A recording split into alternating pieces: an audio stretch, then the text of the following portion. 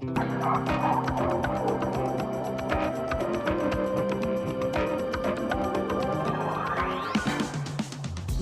to the Unlock Your Block podcast, career empowerment with me, Robin Cartwright. Join me as I empower you to shine in your career, to up-level your life, and to go after your dreams. Let's talk.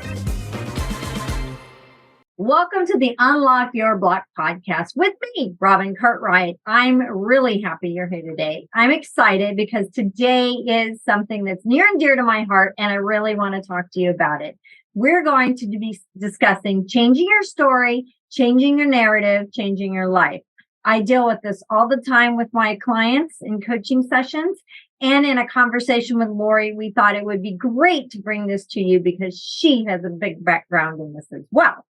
So I would like to invite you to my guest, Lori Lee. And as a creator of the host of Love Your Story podcast, Lori uses her master's degree in folklore and her research in the personal narrative, along with her personal journey through emotional intelligence, to work with individuals on creating our best life stories on purpose. She is known for inspirational and empowering interviews on the Love Your Story podcast and for being able to clearly see stories, both good and bad, that people create and in a no-nonsense way helps them shift their stories into a space of empowerment and action. So, Lori, thank you so much for being here today. I'm real excited.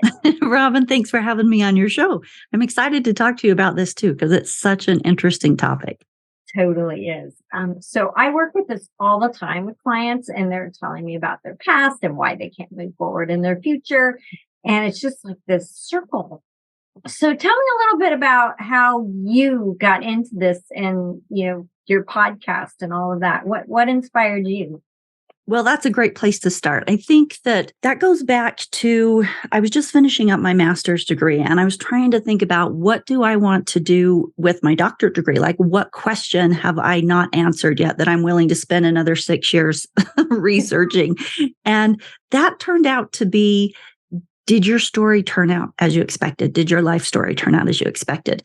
Now, in hindsight, I look back and I think, what a silly question. Nobody's did. I put a whole research project together. 19 out of 20 people's lives did not turn out as they expected. And of course, because when we're young, we don't picture the divorces and the eating disorders and the traffic accidents and the health issues. That's not what we're picturing. We're picturing the picket fence and the career or the motherhood or, whatever it may be. We're picturing the good stuff that we want. So when life happens, and mine did, I ended up with 3 marriages and 3 divorces, which was filled with a lot of shame for me and a lot of hurt. When you're going through that type of thing that can be so emotionally traumatic, there was a lot of stuff that I carried around in those stories, how I'd been done wrong and how I was a victim and men are all bad. And, there was a big pile of it. Excuse me. And so part of my work after I started doing that research was figuring out how to reframe. And I wasn't even aware that I needed to reframe at that point. It wasn't until I started the emotional intelligence training that they really took me to task and called me out on this. And from there, I learned this flexibility. I just came to understand the flexibility of reality. And that's fascinating when you think about it, because everything in the world, truly nothing has meaning until we give it meaning. Right. Does that make sense? Like, they're just events. Right. They're things that happen. But when we give them meaning as good or bad or painful or offensive, whatever those things are, we create that meaning. And with that, we create our emotion about it and we create the story. But those stories, all of those stories are self-created, and we can start to reframe those when we know, and if you're stuck in a story that's not serving you. Right. If what you're going through is keeping you small or keeping you angry or keeping you frustrated, that you're in a story that's not that's not helping you to bloom, which is what you help your clients do, to get out of those spaces. Yeah. So this is a great thing for us to kick around today because we have control over those stories. And when we learn the power behind that and our own ability to shift those and reframe, you have big power and you can change your future. I mean, I can't tell you how many times I deal with it with clients. I deal with it just with friends and family. And I've dealt with it for over 25 years when I was in human resources. I mean, the stories these people would have, well, because I had this as a child or that as a child, which was the exact reason why I decided not to pursue my psychology degree and become a therapist, because I didn't want to deal with all these people's stories, but I'm still getting them. Yeah. And they just, I had this done as a child, so therefore I must be this. I just have a black cloud on me. Why do you have to have a black cloud on you? You are making this, just like the color green wouldn't be green if we didn't label it green. Well, what's worried about what you do is that you work in this position of being able to call people out. And when we're stuck in our stories, we need that other person to be able to say, wait, hold up there. Let's look at this story. Let's look if there's another perspective. Let's look at, and to challenge those stories, because without challenging them, they just seem like reality. Right. Exactly. So what do you think it is, and why do you think it is they get stuck in these stories? I mean, because you hear about it and they're just telling you, well, I had this and I had that and I can't move forward because of this. And they're just like stuck there. But I work with them to move them out of that. And I know you do too. So why do you think they get stuck? Well, I know for a fact the reason that we as people get stuck in that is because what we just were talking about, we see them as reality. And until you become, dare I say, advanced enough to realize that reality is a completely subjective thing, that I create my reality, you create your reality. We can be two people watching the same thing happen, and we're going to have different experiences there according to what our triggers are, according to what our past is, according to what our religion is, according to what we've been exposed to. So everybody has a different story and it's subjective, but it feels like it's reality. Yeah. So we get stuck in it only because we think we're seeing reality and we're thinking that our interpretation of reality is correct. And so it's easy for all of us to get stuck. And this is why you need a coach. This is why, even after I had done an entire master's degree in understanding personal narrative, how it's told, why it's told, finding really neat things that we as people insert into our personal narratives, even after that, I still needed a coach to help me find my way out of my stories because I was so enmeshed in them. They were fact. I knew what had happened. I knew how they had made me feel. I knew, when really having the coach help me shift out of it was huge. Yeah, it is. I mean, I went through years of therapy myself. And when you go through counseling, they bring up all the past versus when I went to an empowerment coach and she helped me work on the future. She empowered me to move into the future. And I thought, I want to do this. I want to empower people to do this. And it really opened my eyes up to go into empowerment coaching, because when you start looking at the future and, hey, that's my past. I've learned from it. I had some situations and now I'm going to move into my future, which is a different story. So I think that is the biggest part of it versus getting out of the past and moving into the future, which hasn't even been written yet. Right. So important. I don't know if you want this or not, but I have a 5-step, and basically it's a workshop, but I made it free to everybody on the podcast, on the Love Your Story podcast. And it's episodes 46, 47, 48, 49, and 50 that go through the 5 steps that Fantastic. Go to loveyourstorypodcast.com or go to wherever you listen to your podcasts and look up those episodes. They're a little bit older now, but it's 5 steps to reframing your story.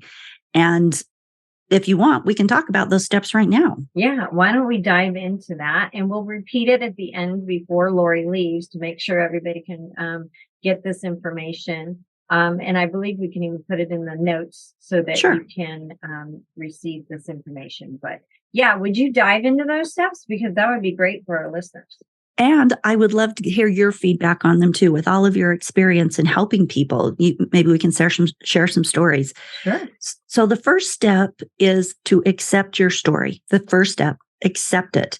Debbie Ford said, the greatest act of courage is to be and to own all that you are without apology, without excuses, and without one's mask to cover the truth of who you really are. So I think that when we are, not I think, I know that when we are trying to get out of our places of shame or darkness or things we've been hiding or things we're not okay with, stories that are holding us back, the first thing we have to do is step into, this really happened. You know what? Whatever it is, this really happened. It's part of my story. I can't pretend like it didn't. I can't keep it locked up in a box and hide it.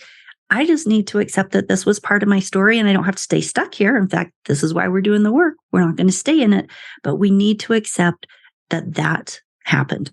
Yeah, you have to acknowledge your past. I mean, it's just part of who you are. It's who you are, who you are going to become because you've learned from the past. You wouldn't be who you were. For example, my mother was an alcoholic. Had my mom not been an alcoholic, I wouldn't have the passion for helping people as much as I do because I saw her go through what she went through. And all I wanted to do is go out and help people, which led me to my HR, which led me to where I am today. Without that, I wouldn't be who I am. It's the Great same example with many clients and people I work through. Absolutely. You have to own your past. What's the next one? The next one is to tell your story.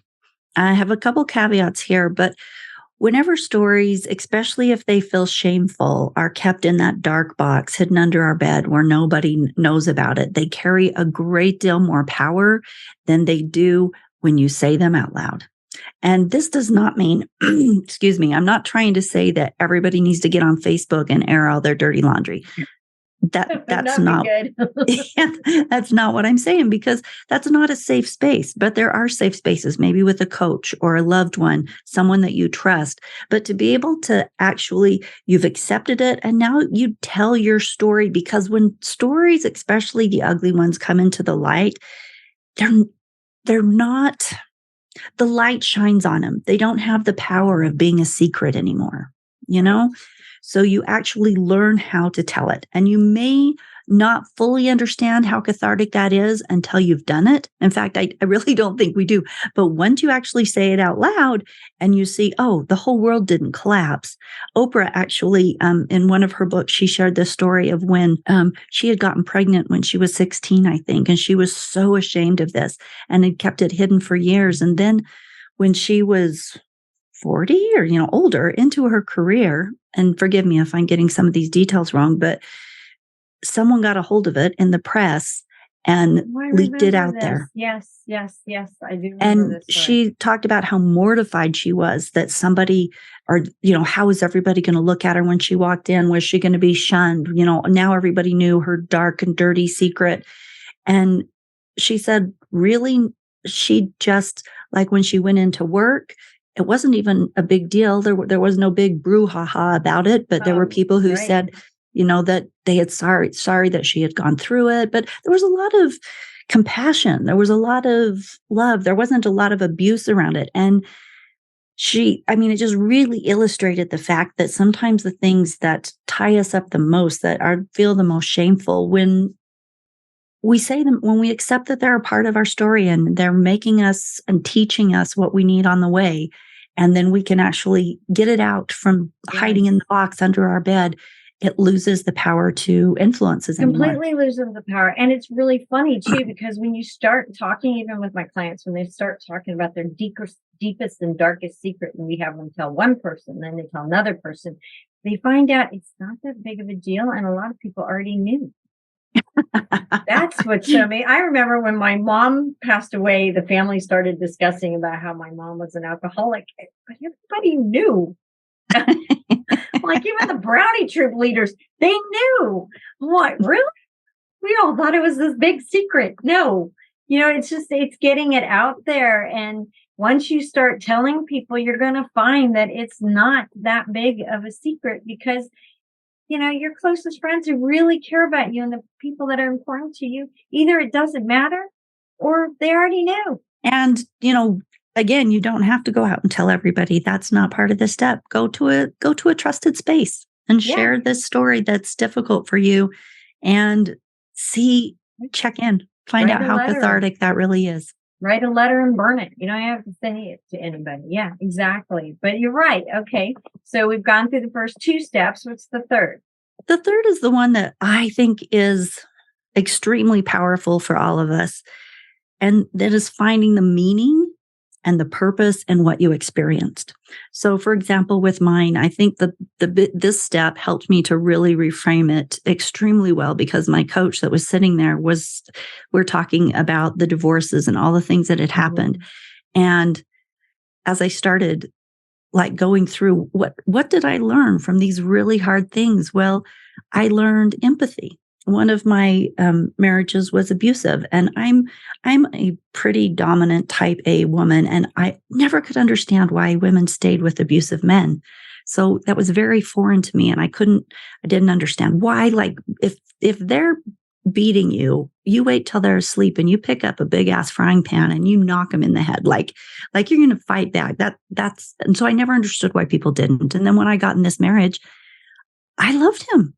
And I'd keep giving him chances. Sure. And and it was more emotional abuse. It was very tactical emotional abuse, but it wasn't physical. But I would keep giving him chances. He's apologized. We'd go to therapy. But you know what? I wanted to believe that he could get over this. I wanted to believe that the relationship could go on. And so it gave me an empathy and an understanding of something I couldn't understand before. That's just one example. Right. There was a lot of meaning behind understanding. One of my marriages, my husband had a porn addiction. That's not something that you can truly understand until you are a part of that and how destructive it can be. There are, another marriage lasted all of a few months, and then he'd never even moved in, so there's this whole really weird desertion factor. And what does it look like? What story do I build around that? And so there was all of this stuff. But when I just stopped and said, what did I learn? And again, empathy, compassion, deeper understanding of things, things that you wouldn't know until you went through it.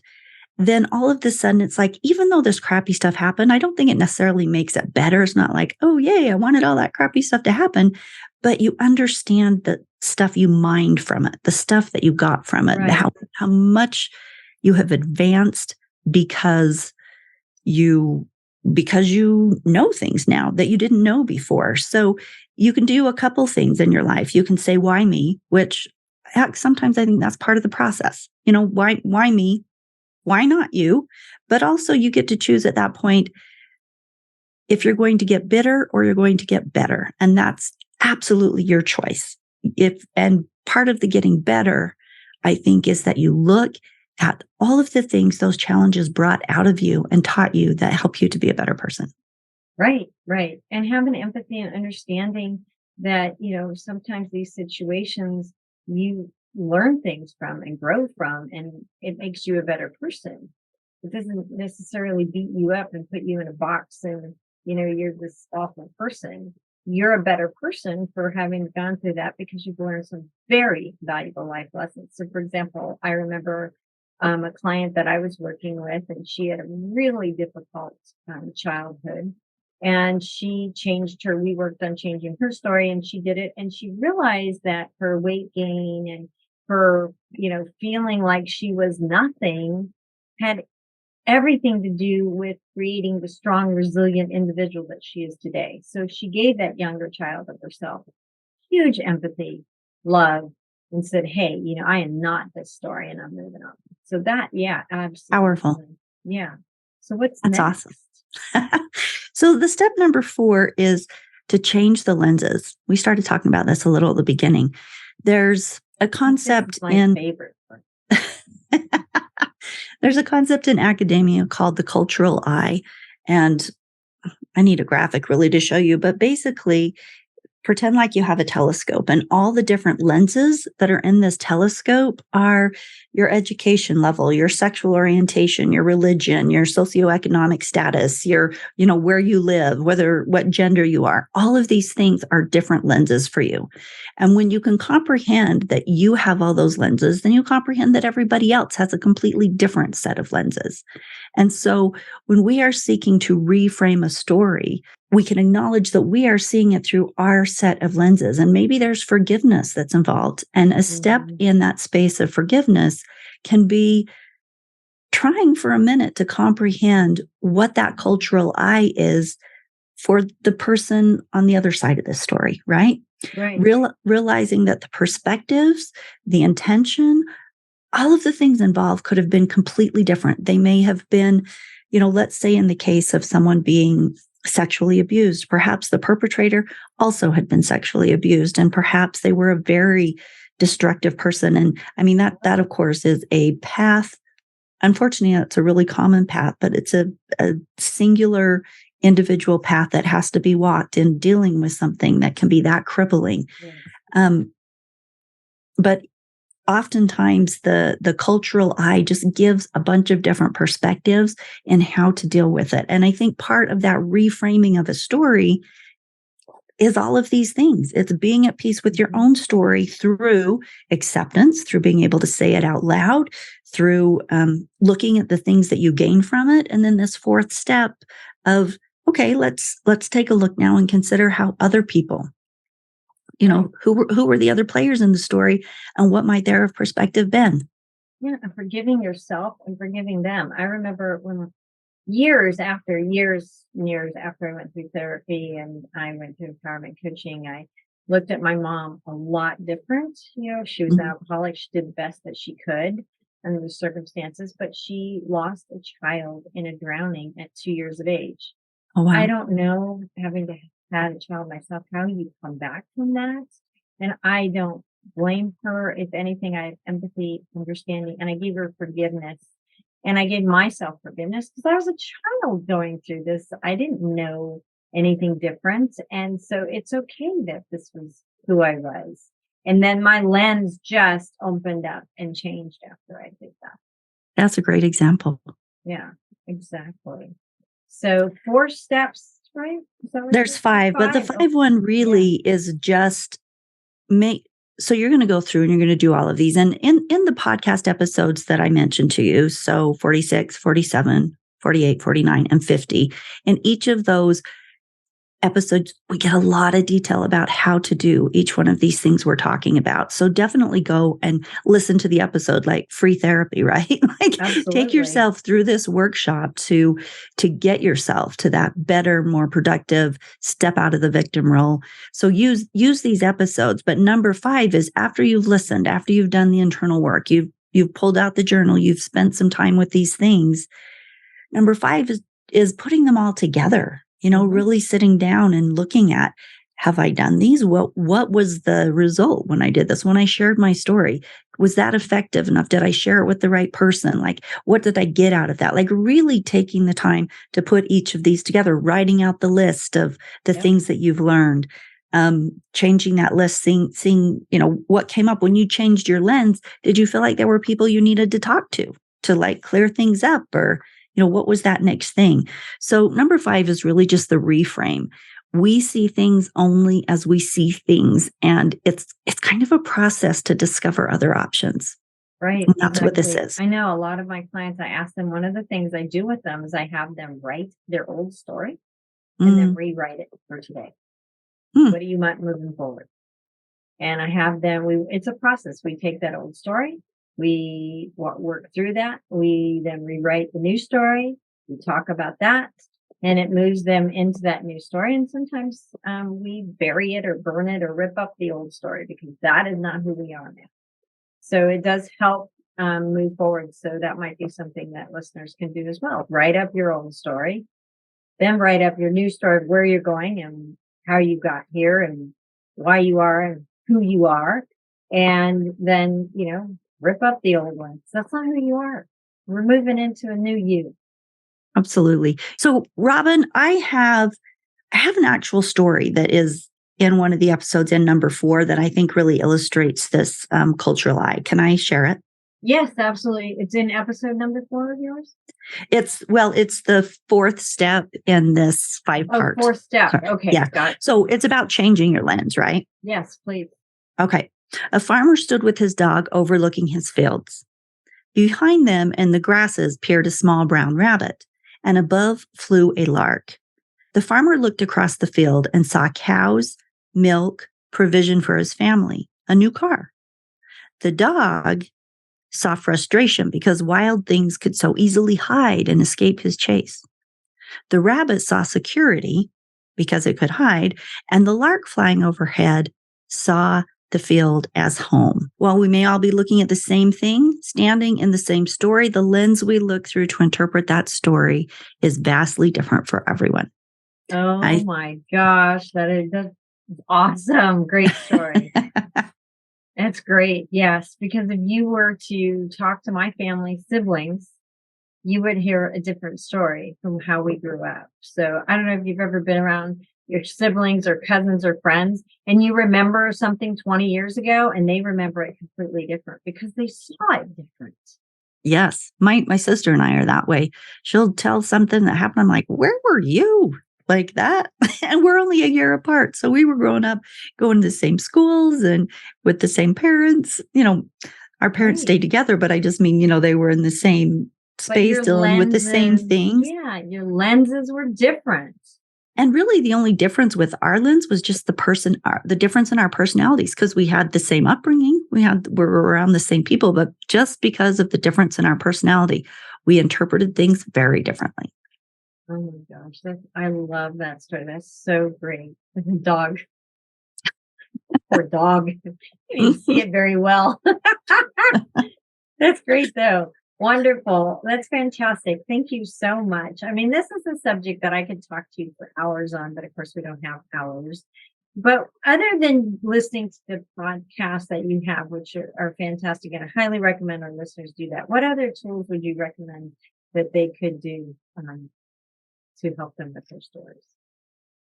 Well, this is the main tool. This is the 5 episodes, 46, 47, 48, 49, and 50. So if you go to loveyourstorypodcast.com, you can go to the episodes page and scroll down. We're at like 260 episodes now, I think. So just scroll back to those, or put in the search bar 46, or, pull it up on your phone and just scroll back, and go to those and listen to them in order and do the work. Like it's free workshop and they are phenomenal tools, and really listening to the whole podcast about each step will take you so in depth with it. Right. You will get just a really good start. And that's, I'll be upfront though. And Robin, this is where you come in that you might do all of those steps and you will still be able to acknowledge, I'm still stuck in this story. And that's how I was with mine. I needed that coach to pull me out, to be able to show me what I had gained and why it was good that those men were no longer in my life, and the things that them leaving, like how that made my life better, and somebody else's perspective. So whether you need do these 5 steps, see how far you can get, how far it takes you. But if you're still stuck, seek the help of a professional that can help you reframe that. Yeah, because I also would recommend that if you listen to the episodes, to go and journal, take some time, write some things down. I will work with my clients and ask them to write their old story, write their new story. And working with a therapist, working with a coach, somebody that can help you, because so many times we have to have somebody else bring it to our attention. And my husband's always good at that. He'll point out a different view than I'm in because I'm stuck on the one view I'm in, and then he'll see it completely different. I'll go, oh my gosh, I didn't even see it that way. So it does help to have a coach or a therapist work with you and help you through these. Don't feel it you have to do it alone. It's funny. I went to go visit my son this weekend, and he was telling me about all his pitfalls and challenges. And I just told him, I said, you know what?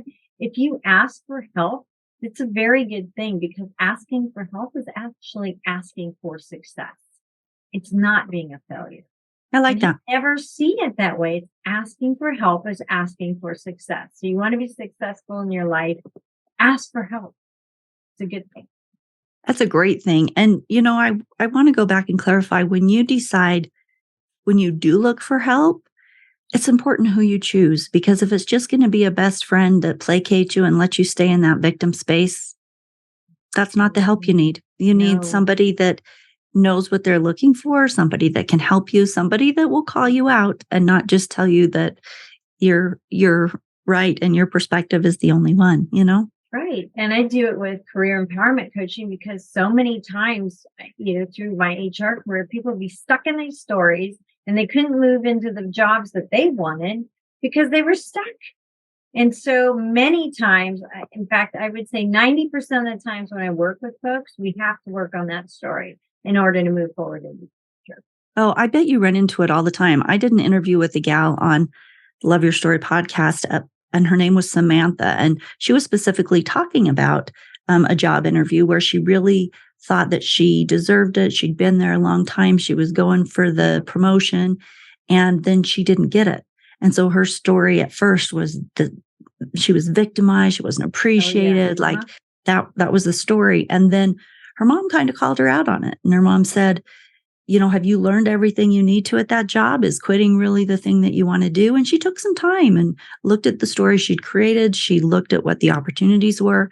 And in the end, what she decided to do was to dig in, to do a lot more research, to become a lot more qualified than she had been. And she became something even more than what she needed to be to get that promotion. And so she was uber qualified and brought that much more to the position when she actually was granted it the following year. Right. So what that illustrated to me was when you come up against something, the way that you choose to deal with it, the story you choose to create about it is going to determine whether you stay small or whether you fly, whether you become better and stronger. And so especially around our careers and our jobs, I think those stories become supremely important. Absolutely. You hit the nail on the head, and that's it. And I am so glad you said that because so many times people just want to quit and move on to the next thing. But guess what? You just took the same story with you. So you're not doing anything. You just took the same story. So in order to change it, we need to get out there and work on this. So listen to her episodes. They're fantastic. In fact, I like to go back and listen to them all, but that's just because I'm a little weird that way. I go from 1 to 20. But they're great episodes. Lori, thank you so much. And do you have any other offers that you'd like to offer our listeners today before I let you go? I think that's the one that's going to help you the most. All right. With this. So yeah, thank you. We invite you to the Love Your Story podcast, and happy to have you come and learn. We focus on all kinds of life hacks and techniques for loving your story. And the podcast, does a little calling you out, just, calling all of us out. Like, let's think about this. Are you doing this in your life? Are there, we've done some emotional intelligence episodes. And anyway, there's good stuff there. It's great stuff there. Yes, I highly recommend you go to it. And thank you for listening to mine. We are going to have Lori on again because this is one of those subjects that just needs to be repeated over and over in different ways. So thank you so much, Lori, for being here. Truly appreciate it. And everybody go shine in your careers and in your life. And we'll talk to you next time.